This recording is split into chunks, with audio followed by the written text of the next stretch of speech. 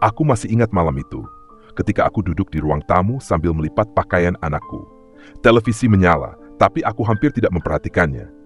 Pikiran-pikiranku sibuk dengan berbagai hal, mulai dari jadwal sekolah anakku minggu depan hingga keuangan keluarga yang semakin ketat. Seno, suamiku, belum pulang. Jam sudah menunjukkan pukul 11 malam. Lembur lagi, katanya saat aku menelepon tadi sore. Aku tidak pernah curiga.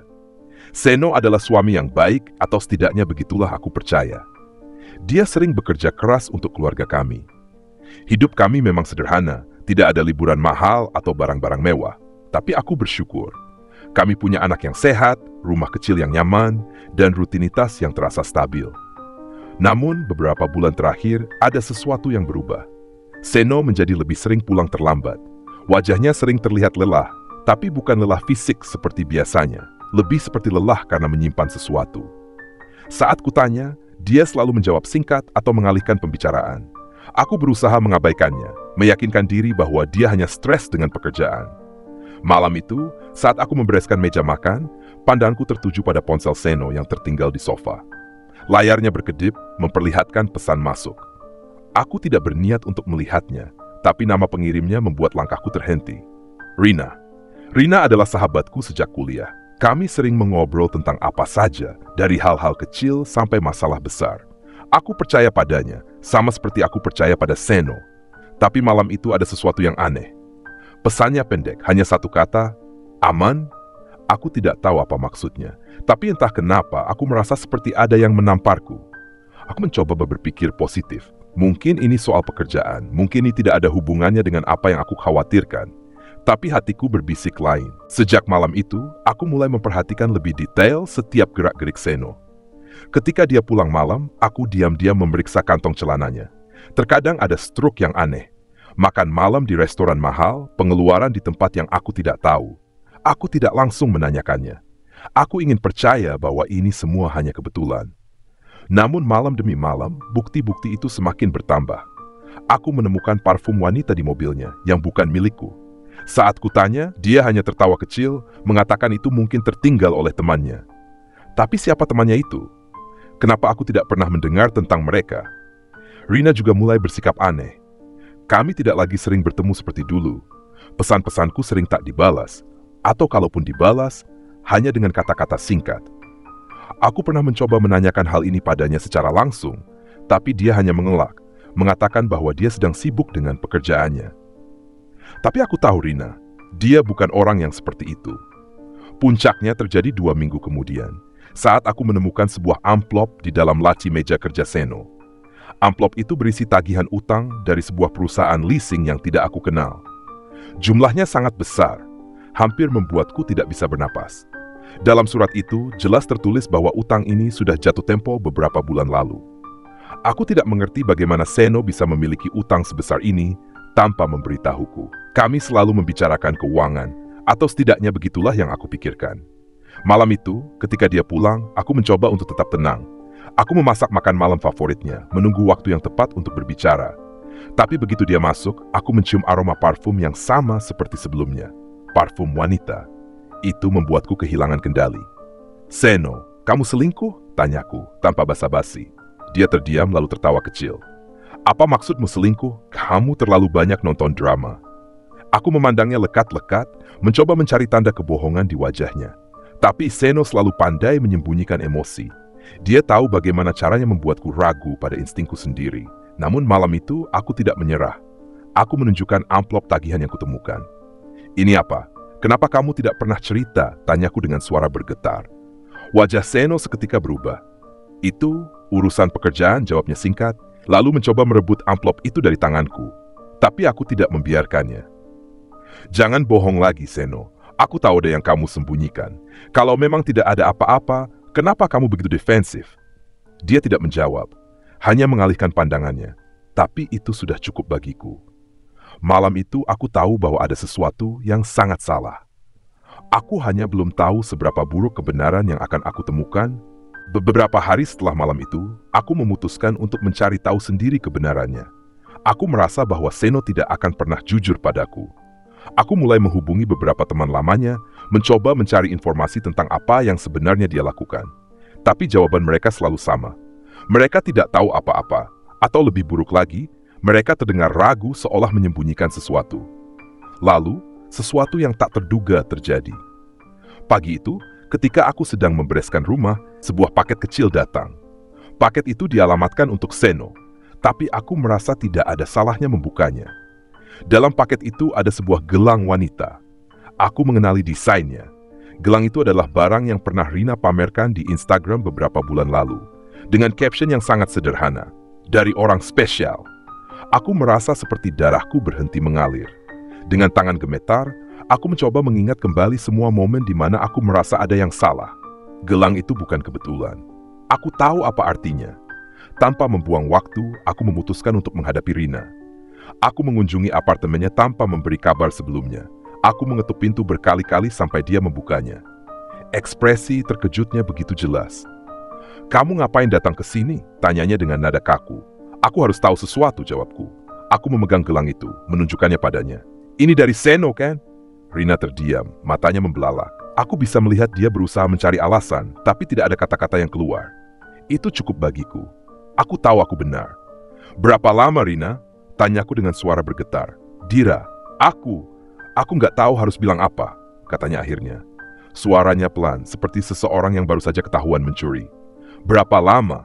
ulangku lebih keras. "Setahun," jawabnya. "Tapi ini nggak seperti yang kamu pikirkan. Aku juga nggak mau semuanya jadi seperti ini." Hatiku seakan hancur berkeping-keping. Aku ingin berteriak, ingin marah, tapi yang keluar hanya tangis. Di depan sahabat yang pernah kupercaya sepenuhnya, aku merasa seperti orang bodoh. Namun sebelum aku pergi, Rina mengatakan sesuatu yang membuat semuanya jauh lebih buruk. "Dira, aku nggak tahu kamu tahu atau enggak, tapi Seno punya banyak utang, dan sebagian dari utang itu dia pakai untuk aku." Kata-katanya seperti pisau yang menusuk dadaku. Aku tidak bisa berkata-kata. Yang aku tahu, hidupku tidak akan pernah sama lagi setelah ini. Malam itu, aku menghadapi Seno. Kali ini, aku tidak lagi memintanya menjelaskan. Aku memberitahunya bahwa aku tahu segalanya.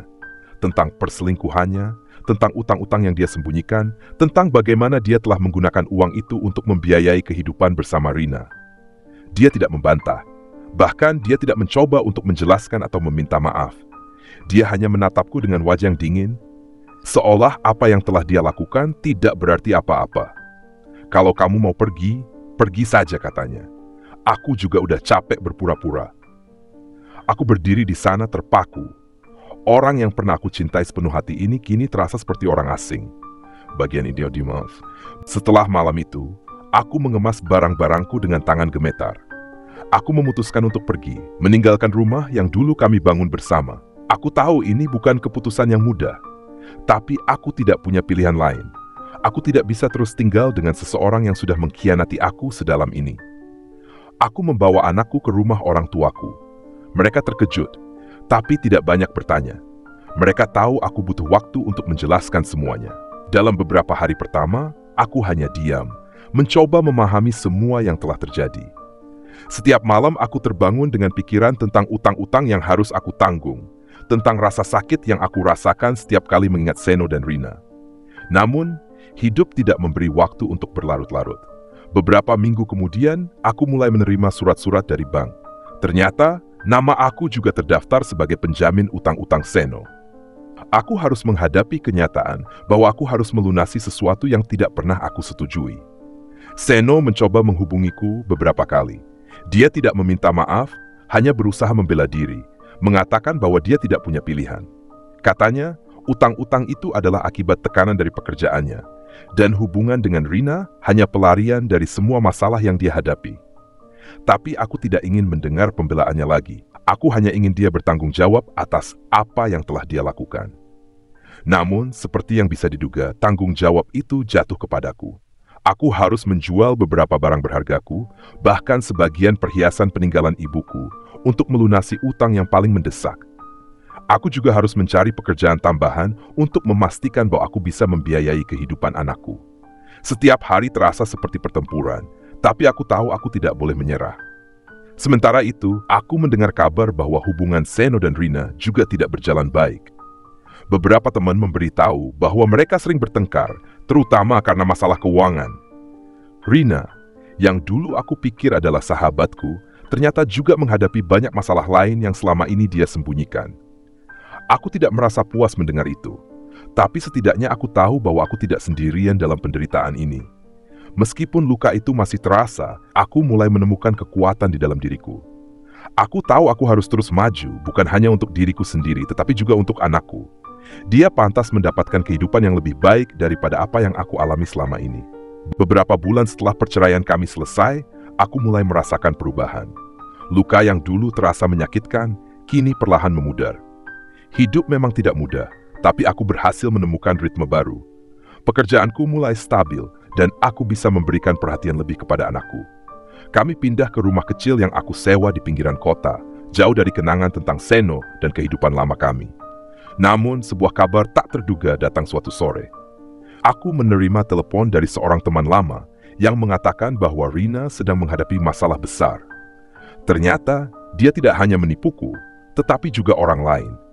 Bisnis kecil yang dia jalankan selama ini diketahui bermasalah, dan banyak orang mulai menuntutnya karena penipuan keuangan. Bahkan, beberapa utang yang dia buat melibatkan nama Seno. Aku tidak merasa puas atau bahagia mendengar kabar ini. Aku hanya merasa lelah. Rasanya seperti semuanya kembali ke titik awal, mengingatkan aku pada masa-masa tergelap yang baru saja aku lewati. Namun, kali ini aku tidak lagi merasa hancur. Aku tahu bahwa Rina dan Seno harus menghadapi konsekuensi dari perbuatan mereka sendiri. Beberapa minggu setelah itu, aku melihat Seno secara tidak sengaja di pusat kota. Dia terlihat jauh berbeda. Wajahnya yang dulu penuh percaya diri kini tampak lesu dan kusut.